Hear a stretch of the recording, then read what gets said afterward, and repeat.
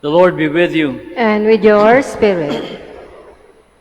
A reading from the Holy Gospel according to Luke. Glory to you, O Lord. The disciples of Jesus recounted what had taken place along the way and how they had come to recognize him in the breaking of the bread.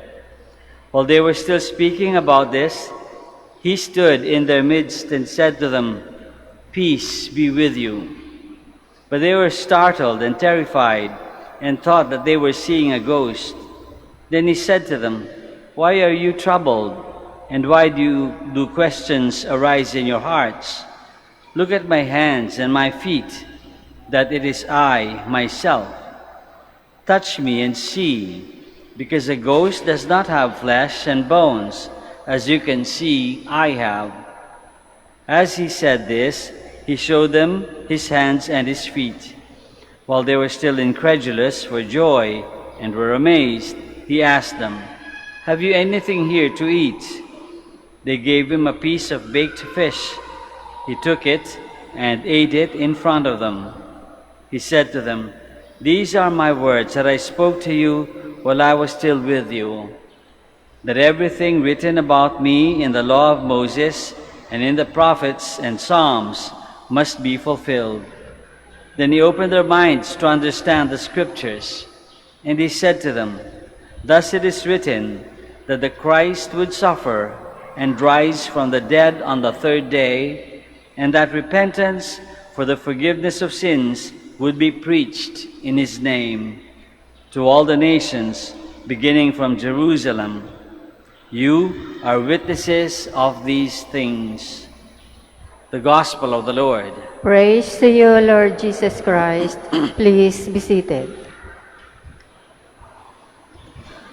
Magandang umaga po ulit sa inyong lahat, and welcome to the Minor Basilica of Our Lady of the Rosary of Manaoag.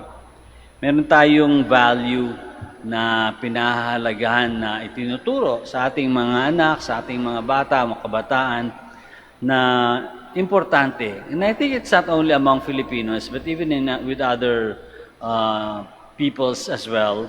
Tinuturo din yung value niyon. Sa Tagalog, tawag natin ay utang na loob, di ba?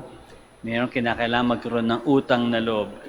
Hindi yan, parang related siya sa pagpapasalamat, which is even more basic.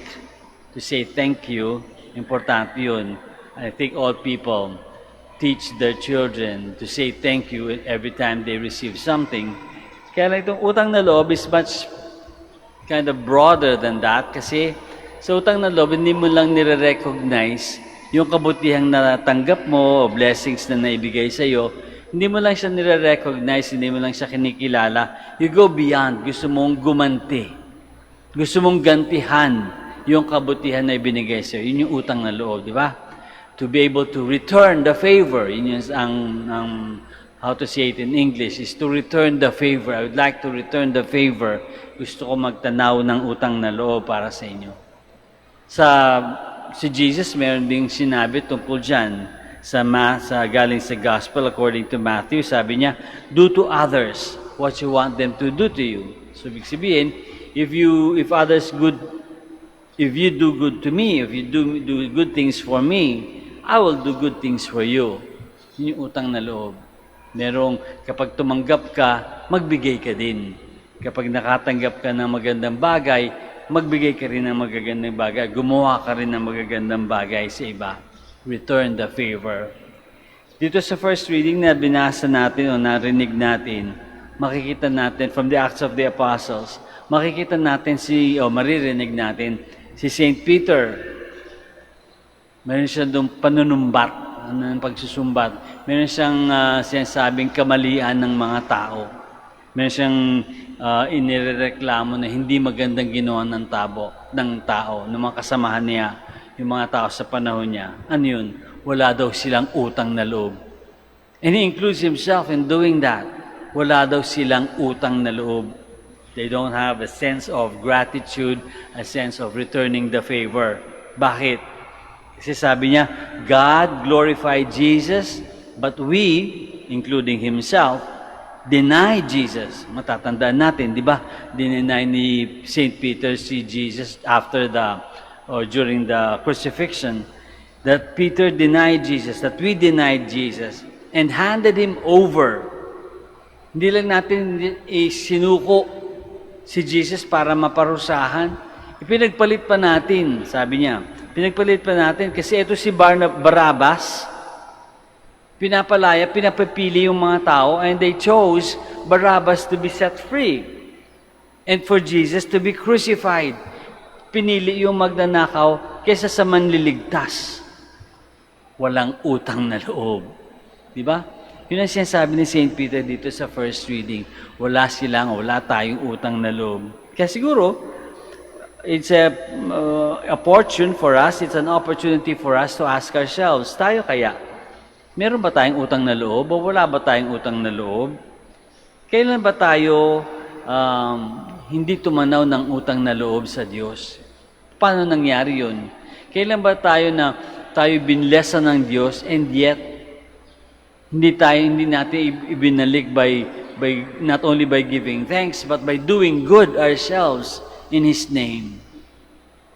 Kailan ba natin sinuklian ng hindi kagandahang loob, yung kagandahang loob na binigay sa atin? Kailan ba natin, for example, kailan tayo naging madamot, samantalang ang dami-dami nating blessings na tinatanggap?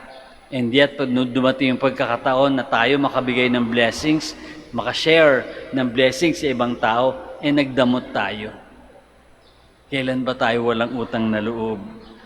Kailan ba natin pinagpalit ang Diyos para sa wealth, para sa convenience? Pinagpalit natin ang kagustuhan ng Diyos. Kailan? Every time we do that, hindi tayo nagpapakita ng utang na loob sa Diyos. We deny God.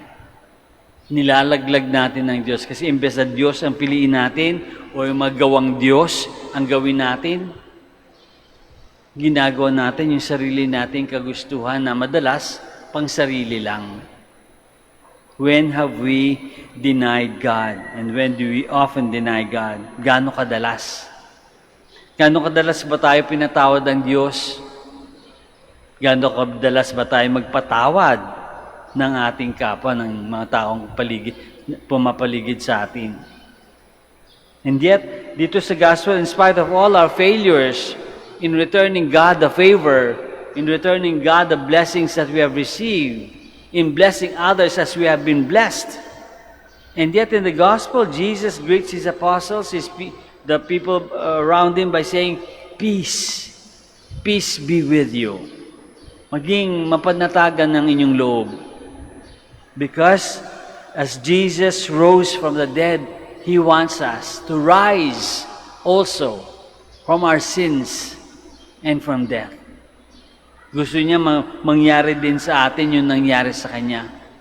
To be able to rise from death, rise again from death and from sin. Ano ibig sabihin? Gusto rin ng Diyos na tayo ay magsisi at magbago ng buhay. To repent and be converted. To be forgiven. And once forgiven, be at peace. Kaya sinasabi, peace be with you. Magbago ka ng buhay, magsisi ka, at maghingi ka ng tawad sa Diyos, at magkakaroon ka ng kapanatagan ng loob. And when you're at peace, you can do good things. At peace ka eh. Walang bumabagabag sa sarili mo, sa kalooban mo. So you are able to do good things for others. And then we return the favor to God for all the blessings we have received. So sa atin mismo, right here and right now, sinasabi ng Panginoon, peace be with you.